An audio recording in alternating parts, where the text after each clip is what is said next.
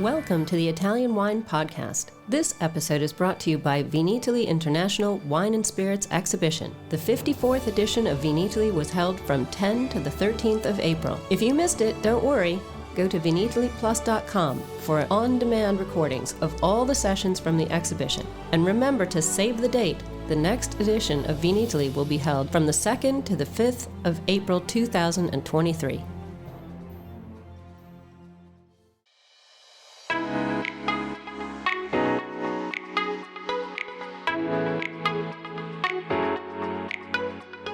Welcome to Iconic Women in Italian Wine on the Italian Wine Podcast. This recording was taken from a seminar that took place during Vinitaly 2022.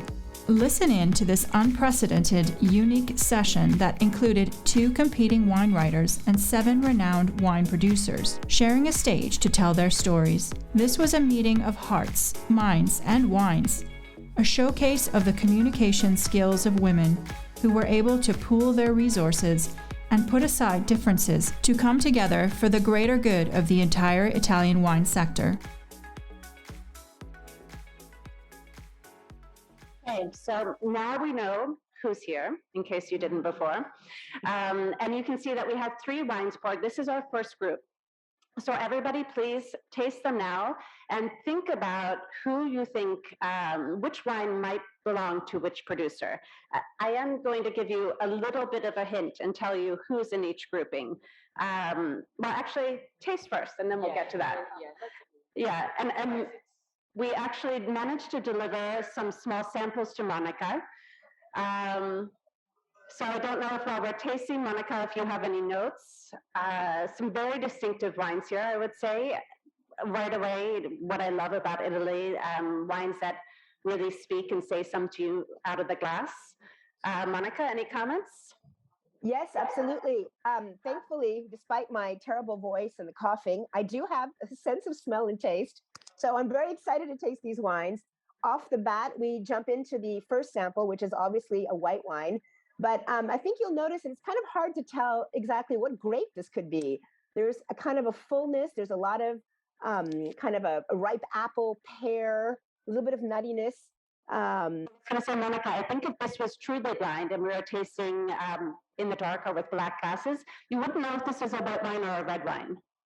Exactly, because it's very generous. It's incredibly generous, very perfumed, and a lot of depth.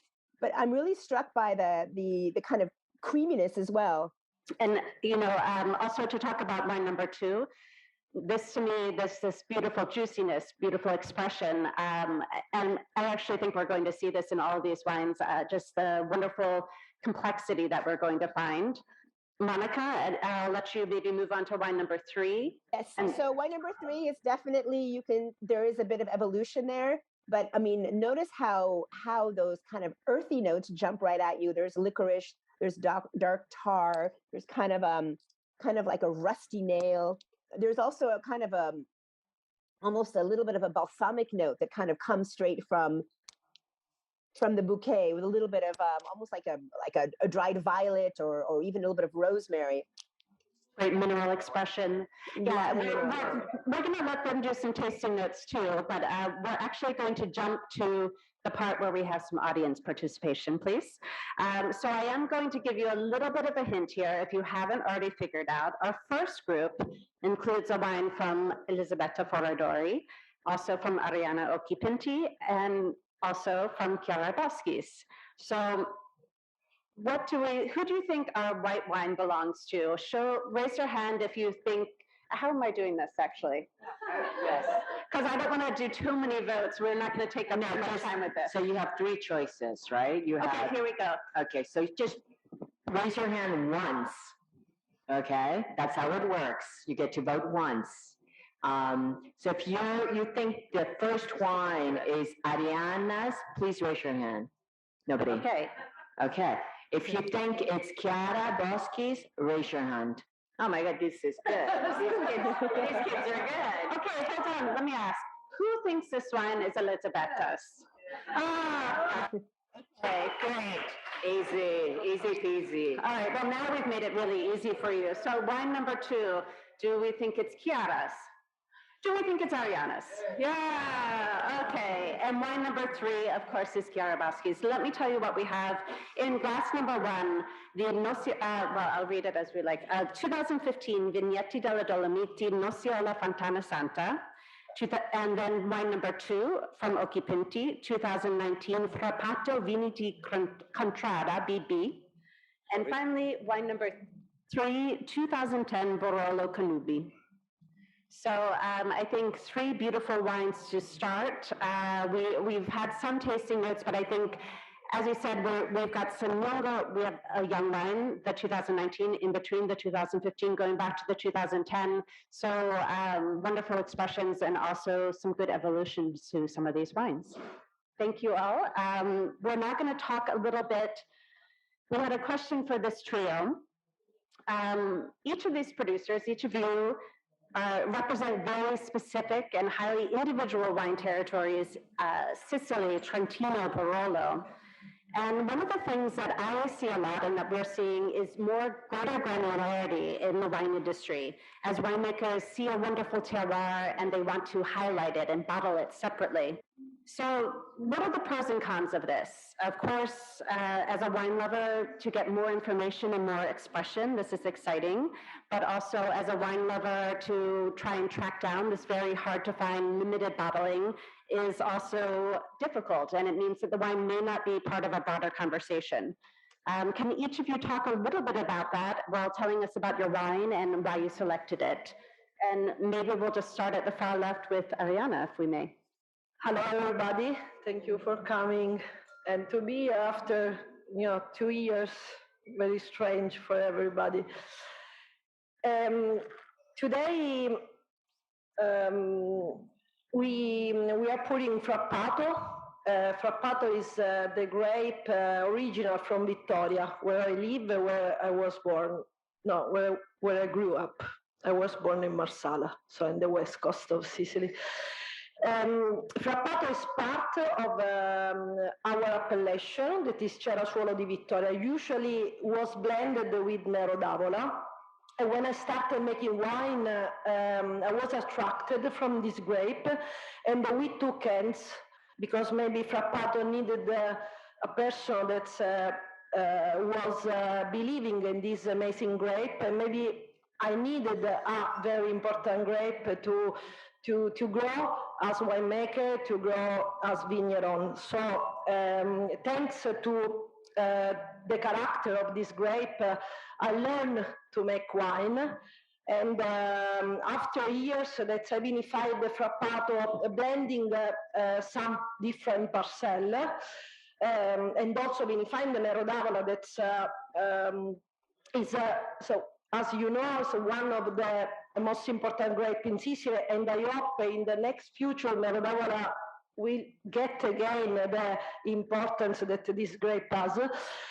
But Frappato, after 2016, I decided to start to vinify it parcel by parcel, so as a single vineyard, because for almost 15 years I was working and vinifying different kind of soil, and Vittoria is specialized as a lot of limestone. So we are at the feet of the Iblei Mountains in the southeast of Sicily, in a very important place because it's the unique DOCG. So Cerasuolo di Vittoria is the blend of Frappato and Nero d'Avola, is the unique DOCG of Sicily.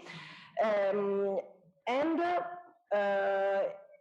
the area is made by different kind of limestone. So in Vittoria we have red sand usually on top for the first 30 centimeter, and compact limestone or tufa, or more like limestone underneath. When I started making wine, when I was driving tractor around the Vittoria place, I discovered the different parcel, and at the beginning I wasn't able to buy, so I rented this small parcel, and step by step I was able to buy. So now, fortunately, I have like a treasure, because I'm working in 9 different districts in Vittoria, so I vinified many different parts of this place, and I found the work parcel by parcel one of the goal of a wine producer. It's not a tradition in Victoria, but I started to make it because for me it's important to show what Victoria is in the real part of his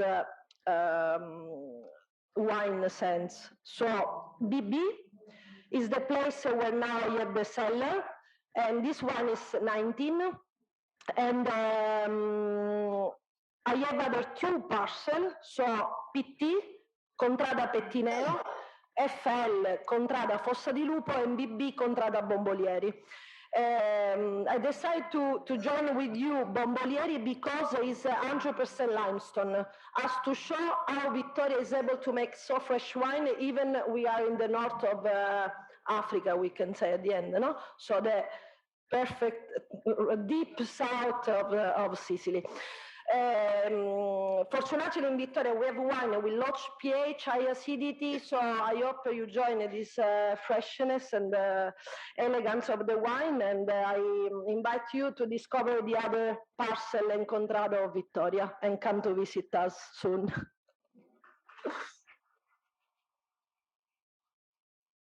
Thank you, Elena.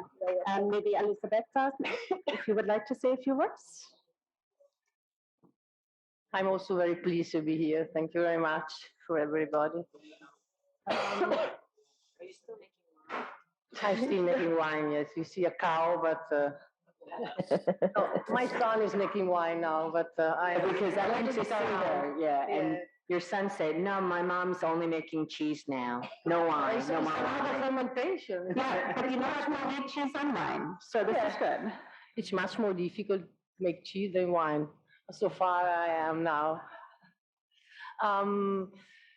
Yes, tasting the wine from Arianna and feeling this freshness, and go back perhaps to Nosiola or Teroldego, what we are doing in the South Tyrol, so South Austria. You are in North Africa and we are in South Austria. Apparently we're not in Italy, we're in Africa, we're in Austria. Yeah. Okay. So perfect. I was thinking about the beauty and the richness that this country has in terms of variety and expression of terroir, because at least we are, our mission, I think, as women, or generally say as people who are making wine, is really to transfer into a bottle this pure message of the different terroir, which is a word which is not our, I would say, genius loci, or something with, of course, include the climate, include the soil, the genetic, but include also what we are able to do with this. And what we are able to do sometimes, I mean, we are as far the people who make possible this, and we are a great responsibility, because first, to save and improve the genetic of all this variety, which are a lot, but less and less, I mean, the variability is, sorry, I talk a little bit generally, but, you know, Nosiola, Teroldego, probably you know, but, and second, how can we let express this terroir? Because if you don't put the plant in a condition of be healthy, be connected, you know, with the roots, with all what the soil has to say, and also with the leaves. There are a lot of information coming also from the cosmos, also from outside, in a pure way. You won't be able to like express a terroir. So we have this great responsibility to that in a pure way, because viticulture at least is a monocultura. It's not naturally, we have the forest which is naturally, but so these poor vine are constricted to be, yes, to work very close together. And as my experience in this 30 years was, let the plant live in community and let express the diversity. Then you can have terroir wine. And for us in the cellar, be respectful be beside. A lot of thinking, but mostly a lot of instinct to be beside to this meraviglioso world of diversity that we can have. And I choose Nosiola because Forsteroldego has a lot of, we are more, probably people know Foradori more for Teroldego, but because it's a very shy but very important variety for Trentino, which nobody knows. There are only 50 hectares, but it's like an example for the great Italian wine, which can age a lot, but only if you work with the skin, if you work with a certain cautions about, so that a lot of Italian white variety can now express herself through a different viticulture and different winemaking, because even Trebbiano, if you press, you put in the bottle, it's a very boring wine, but a Trebbiano who can express himself through the skin is completely different. So that's because Nosiola is here, and yes, I'm very, very pleased to be with this great group of women. Thank you. Thank you, Elisabetta. And Chiara. Okay, also I'm very, very happy to be here. And to be honest, when I get this invitation for the iconic women, I said, what do I have of iconic in my life? I work like a donkey, I was doing the vineyard and in the cellar. But then I said, yes, I have this. This is the iconic thing, this vineyard, Cannubi, that has been given to me, that I take care of, and is really an iconic vineyard and an iconic place. When you think about the Langhe, the Barolo area, you think to terroir, of course, so the diversity of our vineyard, our plot is incredible. We really can make different wine from meter to meter. And that's why many years ago when I started this adventure as a winemaker, as a young winemaker, and I get the fortune to get together with some other friends, they were all boys, they were the Barolo boys, and I was the only girl in this group, but we understood that to underline and to put a spotlight on this characteristic, that would have been a very strong point for us. Barolo in the past has always been interpreted as a wine of assemblage. So all the different vineyards, the different expression of the various hills were put together. The idea was smart, of course, because you have a homogeneous and fantastic wine that put together all the different soil of our area. But to vinify in purity the single vineyard give the opportunity to understand much better, for us in premise, to understand much better the potential of our terroir. So Cannubi, the wine that I present today, it's a wine of incredible uniqueness. The fact that also the UNESCO gave us as the first wine region in the world the recognition for the as a patrimony of the humanity is important. The recognition not only to the quality but also to the beauty of our area, a beauty that has been sculptured by hard work of human beings. We have a lot of work in the vineyard because to make it look so beautiful and to taste so good, I promise you there is a lot of work that we do in person in the vineyard. Anyway, this wine is, so it's coming from this vineyard that is in the heart of the Barolo area, so it's really very well protected. It's almost like in a cup, so well protected by the weather, by all the other vineyard, and this particular is not too high in the altitude, around 300 meters over the level of the sea.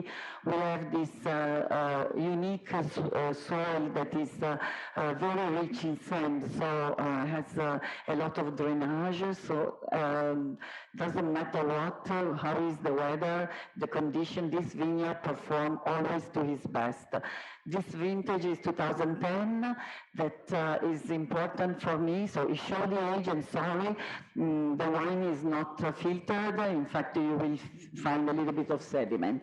For me, it's important, Cannubi, because yes, it's true, like Monica was saying, I had a dream, because I am organic in the farming and of course in the winemaking, but I hope I could convince my neighbor and my colleague and friend of the Hill of Cannubi to create the first organic district in the area.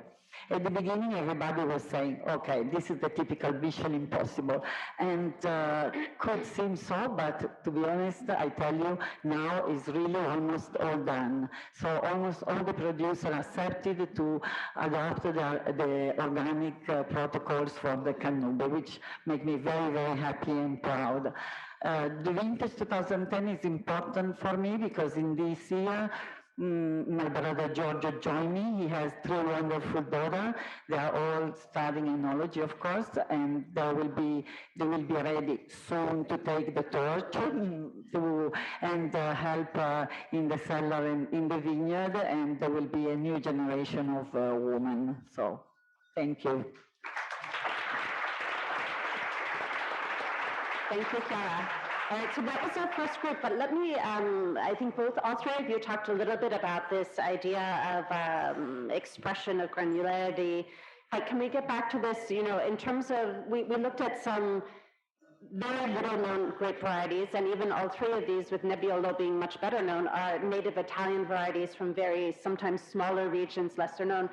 How, all of you producers, I think, how are you part of the broader conversation when you're trying to communicate about something that's very precise and very small sometimes? Is there anyone who would like to talk about this? Well, as I was telling you before, Barolo, for example, for Barolo, I can tell you about this. My experience was always interpreted as an assemblage, and to be honest, the assemblage is a fantastic way to present the Barolo, because you get a little bit of all the perfume, the color, the taste of different vineyard that can impact in a big different way. But the single crew has this magic of showing you and teaching you about the character of that specific vineyard. I also do other 2 Barolo, like Monica was saying before. The other 2 Barolos are, one is another single crew in Monforte, Moscone, and the third one is an assemblage. So I hope I invite you to come and taste this wine, because the vinification that I want to do is the same, in order to show the difference of terroir, because I think that really the terroir is our strength point to make people, engaging people to make fall in love with the area, and then according to the taste of everybody who likes more elegance, for example, prefer Cannubi, who likes more the meat, the fruit, goes maybe, for example, in my case, to Moscone. But it's really very nice, and it's possible to have much more fun if you have more diversity. And I would say also, I mean, one of the beautiful things about Italian wine is the diversity. So this is just greater diversity. Yes. Anyone else, or shall we move on to our next group? Okay, I think we'll go to the next group, the next 2 wines, and we can all taste again really quickly. I haven't had a chance to taste yet. I just wanted to say from over here that we are perfectly on time. So I wanted to say thank you to all the panelists and everyone. We are perfectly on schedule. And again, thank you for that. Thanks for listening to this episode of the Italian Wine Podcast, brought to you by Vinitaly International Wine and Spirits Exhibition, the biggest drinks trade fair in the world. Save the date! The next edition of Vinitaly will be held the 2nd through the 5th of April 2023. Remember to subscribe to Italian Wine Podcast and catch us on SoundCloud, Spotify, and wherever you get your pods. You can also find us at ItalianWinePodcast.com. Chin chin!